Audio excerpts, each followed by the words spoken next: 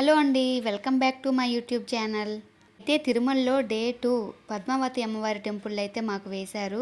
So మా experience ఏంటి, ఎలా చేసాము, రిటర్న్ ఎంత తొందరగా చేసి తొందరగా మళ్ళీ మేము విష్ణు నివాసంకి ఎలా వచ్చామైతే ఈ వీడియోలో చూసేద్దాము.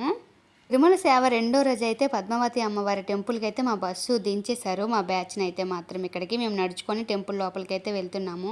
అమ్మవారి టెంపుల్ కదా, పువ్వులు, గాజులు, బ్లౌజ్ పీసులు, చీరలు అన్నీ కూడా అమ్ముతున్నారు బయట అయితే షాపింగ్లో. సో మేమైతే ముందుగానే వెళ్ళాము, మమ్మల్ని వెయిట్ చేయమన్నారు. అప్పటిలోపు ఫోన్లు అయితే లోపల పెట్టేయాలి, అలౌ చేయరు లోపలికి, సేవ లోపలికి అని చెప్పారు. మేము సేవ ఎక్కడెక్కడ చెయ్యాలి అని చెప్పి మా చేతి మీద అయితే ఒక ఆఫీసర్ వచ్చి మా చేతి మీద అయితే రాశారు. ఒకరికి సన్నిధిలో, ఒకరు వాటర్ దగ్గర, ఒకరు బయట లైన్లో 300 రూపీస్ టికెట్, 50 రూపీస్ టికెట్ అలా రాశారు. కొందరు లగేజ్ కౌంటర్ దగ్గర ఉన్నారు, కొందరు ప్రసాదాలు ఇచ్చిన దగ్గర ఉన్నారు, ఇంకా కుంకుమ ప్యాకెట్లు అలా ఇచ్చిన దగ్గర ఉన్నారు. సో అలా అయితే మా టీంకి అయితే ఇక్కడ వేశారు డ్యూటీ అయితే మాత్రం. తిరుమల సేవలో మంచి ఫెసిలిటీస్ ఏంటంటే మనం సేవకి ఎక్కడికి వెళ్తున్నామో, ఎక్కడి నుంచి వస్తున్నామో సేమ్ టైంకి మనకు ముందు దించేటప్పుడే బస్సు అయితే చెప్తారు. సో మీరు ఈ టైంకి మీ సేవ అయిపోయిన తర్వాత వచ్చేయండి, మేము విష్ణు నివాసంకి డ్రాప్ చేస్తామని చెప్తారు. సో ఫుడ్ అయితే మాత్రం మా సేవ అయిపోయినాక ఫుడ్ అక్కడే తినేస్తాము. తిన్న తర్వాత మళ్ళీ సేమ్ బస్కి అయితే వచ్చేస్తాం. వాళ్ళు హాఫ్ అన్ అవర్ వరకు వెయిట్ చేస్తారు. వెయిట్ చేసి అప్పటిలోపు మనం క్యాచ్ చేసేయాలి. పద్మావతి అమ్మవారి టెంపుల్ అయితే సేవ చాలా బాగా జరిగింది. సో చాలా ఎక్కువ మంది ఉన్నారు. కిందన బ్రహ్మోత్సవాలు అవుతున్నాయి. ఎక్కడంటే గోవిందరాజు టెంపుల్లో అయితే బ్రహ్మోత్సవాలు అవ్వడం వలన ఫ్లోటింగ్ ఎక్కువ ఉంది. పద్మావతి అమ్మవారి టెంపుల్లో కూడా అలానే ఉంది ఫ్లోటింగు. సో మేమైతే మధ్యాహ్నం ఫుల్ బిజీ అయిపోయాము. ఇంకా సేవ అయిపోయిన తర్వాత ప్రసాదం అయితే తినేసాము అందరం కలిసి కూడా. సో అక్కడైతే సన్నిధిలో ప్రసాదం అయితే మాకు ఎప్పుడు ప్రతిరోజు కూడా దొరుకుతుంది. షాపింగ్ కూడా అమ్మవారి దగ్గర అయితే చాలా బాగుంది. లోపలికి అయితే ఫోన్లు అలౌ చేయలేదు, అందుకే గుడి లోపల అయితే మేము వీడియోస్ ఏమీ తీయలేదు. సో బయట కూడా అలానే ఉంది షాపింగ్.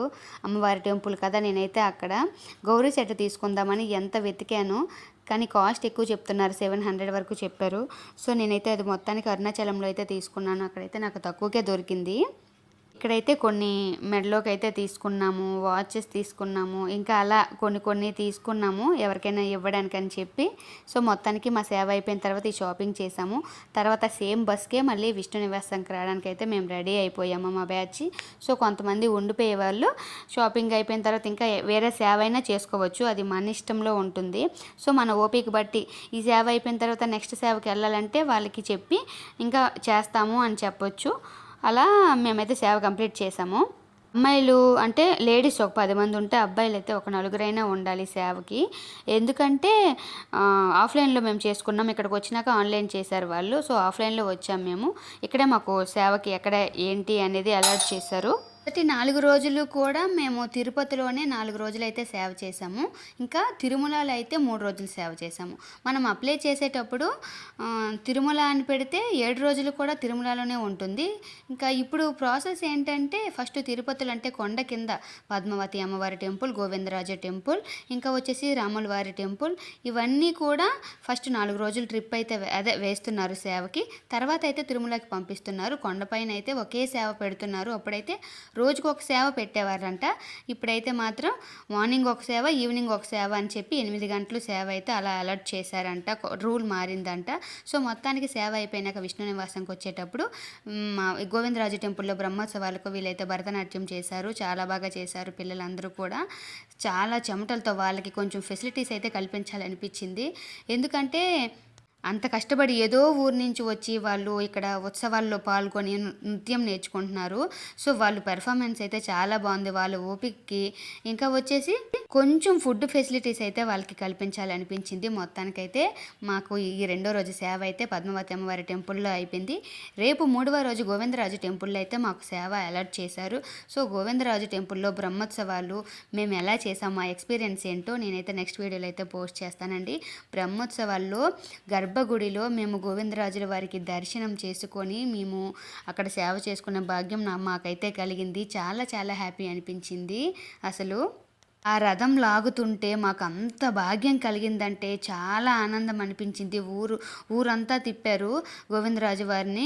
వాళ్ళ కళ్యాణం చేస్తూ అయితే మాకు చాలా హ్యాపీ అనిపించింది నిజంగా. సో, మొత్తానికి టిఫిన్ అయితే మేము విష్ణు నివాసంలో చేసేవాళ్ళం కాదు. గోవిందరాజు టెంపుల్‌లో ఫుడ్ అయితే మమ్మల్ని రమ్మనేవాళ్ళు, సేవ చేసేవాళ్ళు. మీరేమి ఇబ్బంది పడకండి.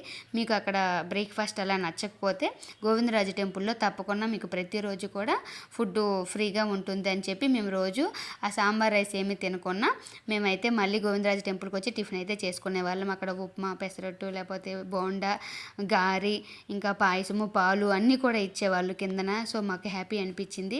మేము రిలాక్స్ అవ్వడానికి కూడా మాకు బాగుంది అనిపించింది. కుంకుమ ప్యాకెట్లు, గాజులు, బ్లౌజ్ పీసులు అయితే మాకు మొత్తానికి పద్మావతి అమ్మవారి టెంపుల్లో సేవ అంతా అయిపోయినాక మాకు అందరికీ కుంకుమ ప్యాకెట్లు ఇచ్చారు అమ్మవారి దర్శనం దగ్గరవి. ఇంకా గాజులు కూడా ఇచ్చారు. అందరూ చాలా హ్యాపీ అనిపించింది. గర్భగుడిలో అమ్మవారి దగ్గరికి లోపలికి వెళ్ళి పూజ చేసుకోవడం మాకు హ్యాపీ అనిపించింది. వీడియో నచ్చితే లైక్ చేసి నా ఛానల్ అయితే సబ్స్క్రైబ్ చేసుకోండి ఫ్రెండ్స్.